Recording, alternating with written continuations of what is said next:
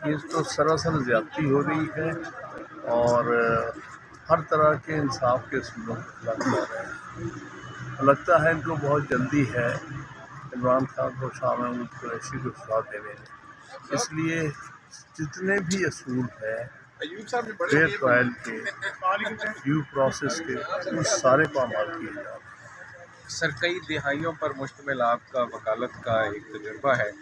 آپ کے وکالت میں کبھی ایسا کوئی وقت گزرا ہو کہ 3 دن اگر ایک سائڈ سے وکیل نہیں آتے تو سرکاری ڈیفینس کونسل کھڑے کر دیتا؟ یہاں تو 3 دن میں نہیں تھے، صرف ایک دن تھا۔ جس دن وہ ٹرائل لائر کو مجبوری تھی اسے ایک دن بنانا تھا۔ آپ کو کیا تکلیف تھی کہ آپ سیٹرڈے سے منڈے نہیں کر سکتے؟ ایسی کون سی جلدی ہے؟ کس کا حکم ہے اس عدالت کو کہ تم جو ہے وہ ایک طرفہ پروسیڈ کرو؟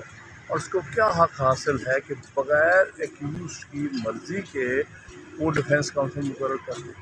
اس کے لیے بہت ضروری ہے کہ ڈیفینس کاؤنسل کی اس میں مرضی ہو، تب آپ جو ہے اسٹیٹ ڈیفینس کاؤنسل ہوگا۔ ہائی کورٹ میں